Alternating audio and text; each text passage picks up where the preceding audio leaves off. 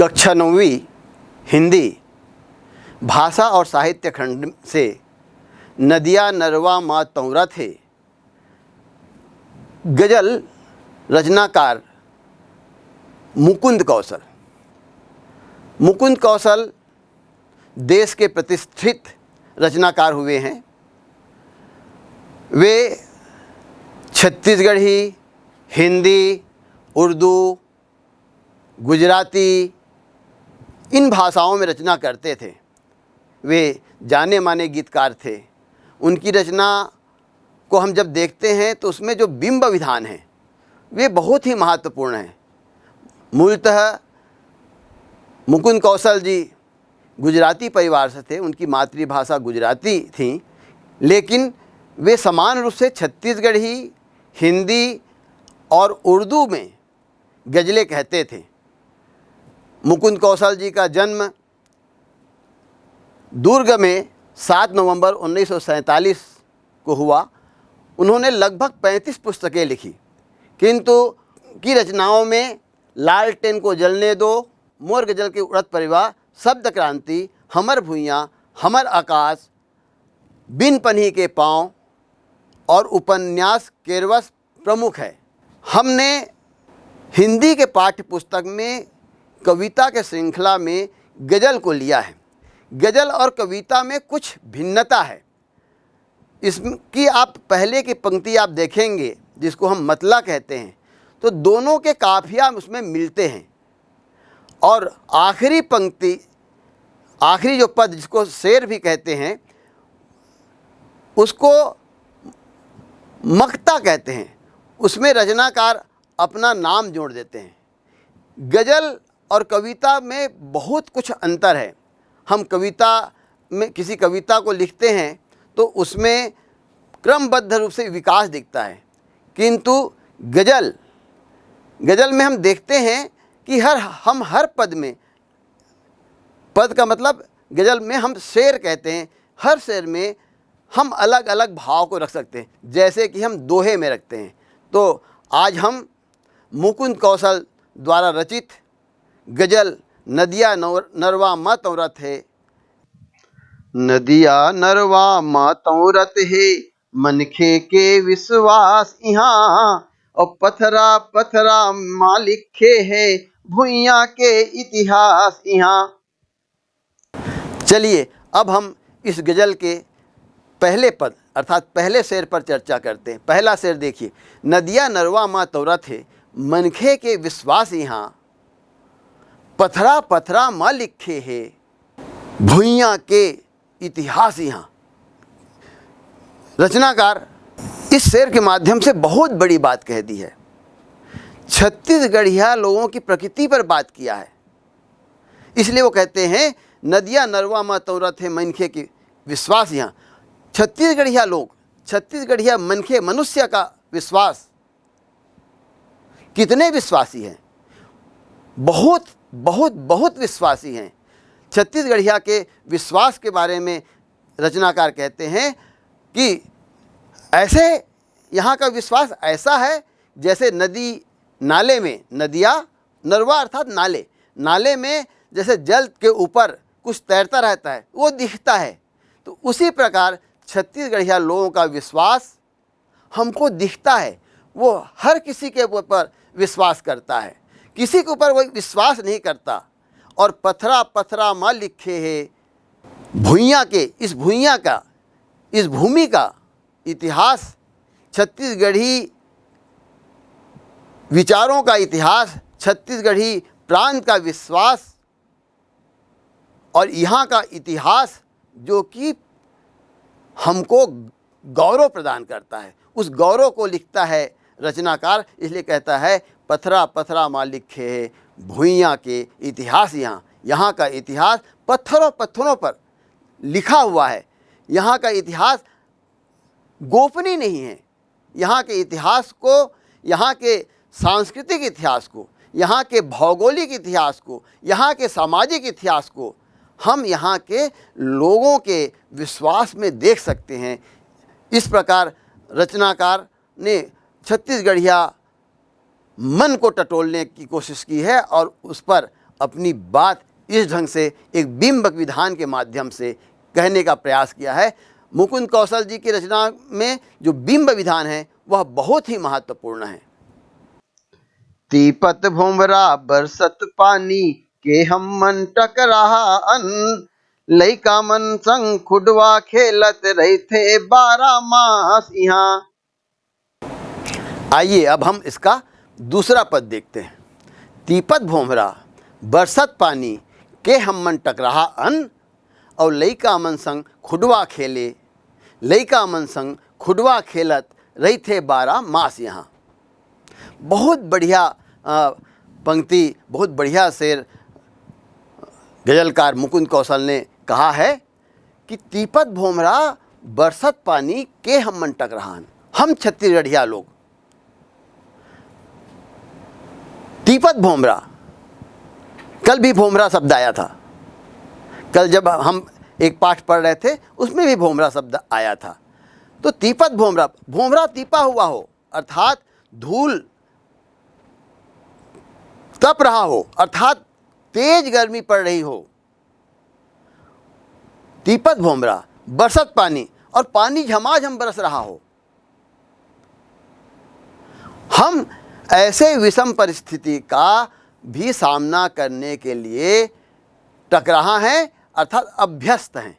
टकराहा माने अभ्यस्त, उसका अभ्यस्त हैं। हमको ये गर्मी और बरसात हमको पीड़ा नहीं देती, ये हमारे साथी है।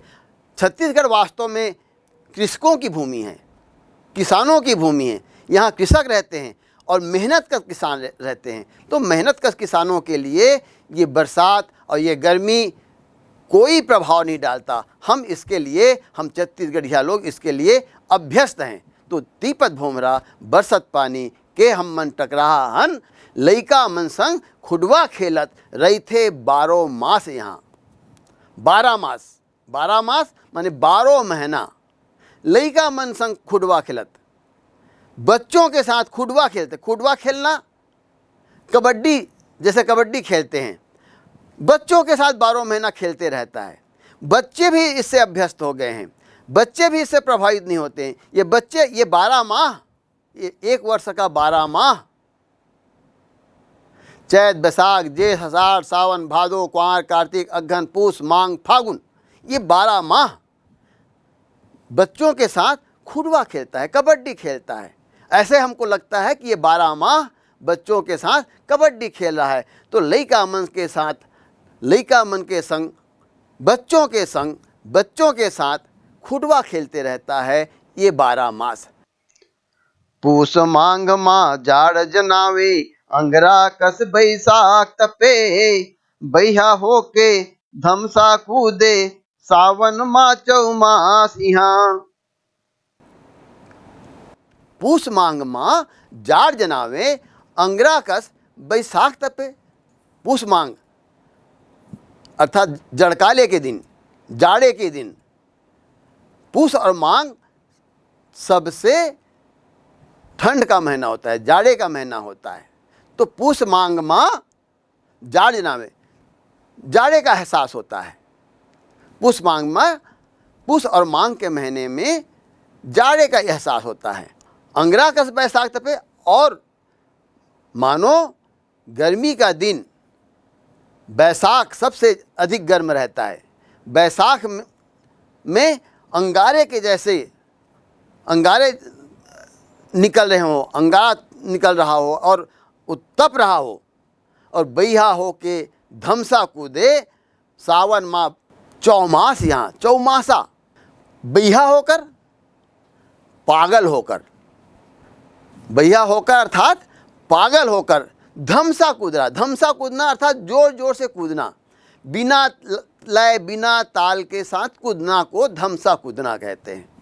पहले बच्चे लोग को कहते थे धमसा कूद रहे हो रे तुम लोग, अर्थात बिना लय ताल के तुम लोग कूद रहे हो। तो बैहा हो के धमसा कूदे, सावन माह चौमास यहाँ। चौमासा, चौमासा अर्थात बरसात के दिन, सावन के महीने में वर्षा, घनघोर वर्षा हो रही है। तो ऐसा लग रहा है कि सावन में जो सावन की जो महीना, ये बरसात के महीने में जब वर्षा हो रही तो ऐसा लग रहा है कि पागल धमसा कूद रहा है, ऐसे एहसास हो रहा है। तो ये बहुत ही सुंदर इसमें रचनाकार ने प्रतीकों का अच्छा प्रयोग किया। धमसा कूदना एक प्रतीक, बहुत बढ़िया प्रतीक है। ऊपर के लाइन में आपने देखा खुडवा खेलना एक प्रतीक।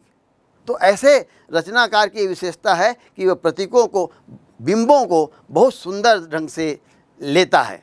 अब आइए हम अगला शेर को पढ़ते हैं। ए भुइया के बात अलग है, काय बताओ गुण एकर, बोहे रही थे नान्हे नान्हे, लइका मन आगास यहाँ। ये भुइया के बात अलग है, काय बताओ गुण एकर। ये भुइया के अर्थात कौन से भुइया? इस छत्तीसगढ़ की भुइया, इस छत्तीसगढ़ की धरती की बात अलग है। छत्तीसगढ़ ही की भुइया की छत्तीसगढ़ की धरती की बात अलग है। कौन सी बात अलग है? इसके गुण को मैं क्या बताऊं, इतने गुण हैं। जैसे पहले पद में उन्होंने कहा कि विश्वासी होता है, ऐसे छत्तीसगढ़िया लोगों में या छत्तीसगढ़ की भुइया में, छत्तीसगढ़ की धरती में कितने सारे गुण हैं। इस गुण का मैं किस किस तरह से बखान करूं, कैसे बखान करूं, क्या बखान करूं, इतने सारे गुण हैं। और बोहे रही थे नान्हे नान्हे, लइका मन आगास यहाँ। कितना बढ़िया कहा है रचनाकार ने कि बोहे रहे थे नान्हे नान्हे, लइका मन आगास यहाँ के बच्चे बच्चे आकाश को, आकाश माने आकाश, आकाश को बोहे रहते हैं, उठाए रहते हैं। बोहना, ऐसे बोहना, सिर पे रखना, सिर पे रखे रहते हैं। आकाश को सिर पे रखना अर्थात चुनौती भरा कार्य, चुनौती भरा कार्य करने के लिए यहाँ के छोटे छोटे बच्चे तैयार रहते हैं। रचनाकार कितनी सुंदर बात कह दी कि यहाँ के छोटे छोटे बच्चे भी, हम बड़ों की बात तो करते हैं, बड़ों में तो बहुत सारी बातें हैं, किंतु यहाँ के छोटे छोटे बच्चों में वही बात है। यहाँ के छोटे छोटे बच्चे बड़े से बड़े चुनौती को लेने के लिए तैयार रहते हैं, कठिनाई भरे कार्य को भी करने के लिए तैयार रहते हैं। ये रचनाकार कहते हैं। अब हम अगला पद देखते हैं। पीरा फींजे जिनगानी के धुर घुपटे अंधियारी माँ, हितवाई के दिया करते अंतस माँ प्रकाश यहाँ। पीरा फींजे जिनगानी के घुर घुपटे अंधियारी माँ, पीरा फींजे अंधियारी के धुर घुपटे अंधियारी माँ। बहुत ही प्रतीकात्मक ढंग से बात कही है।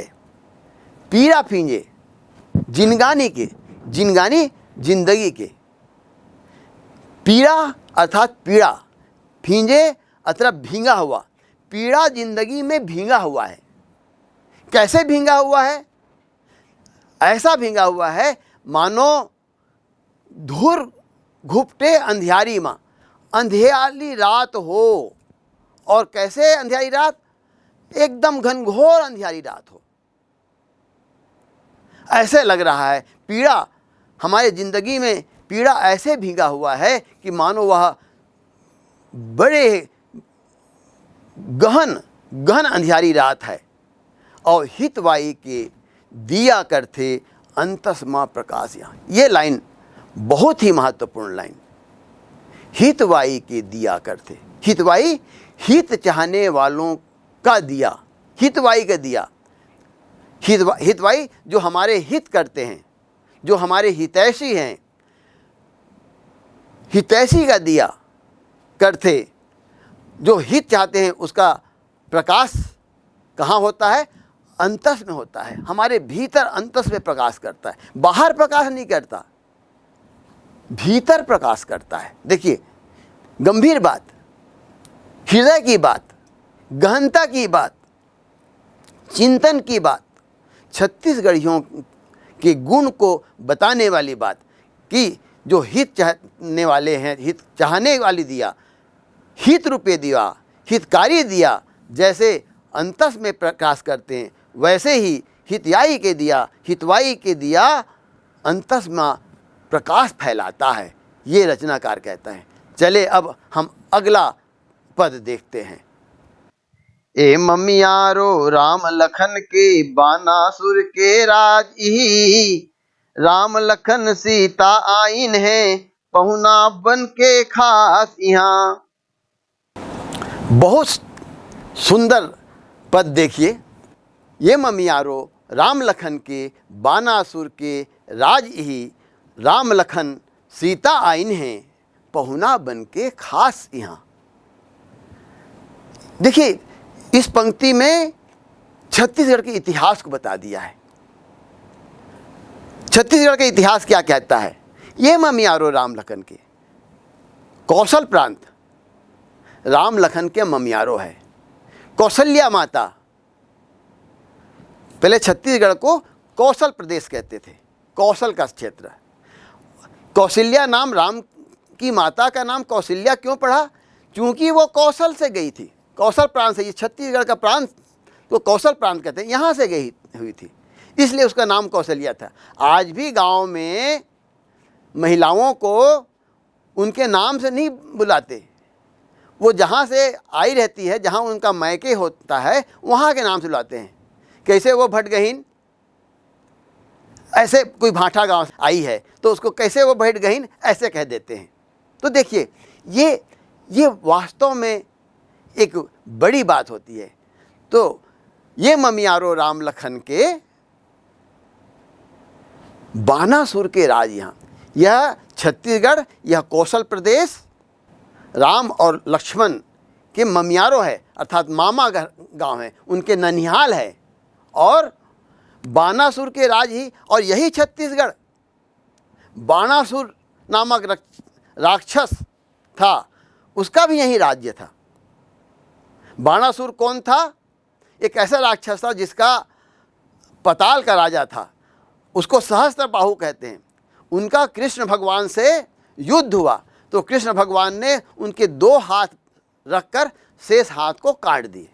तो ये ममियारो राम लखन के बानासुर के राज ही, राम लखन सीता आइन बन के पहुना खास यहाँ।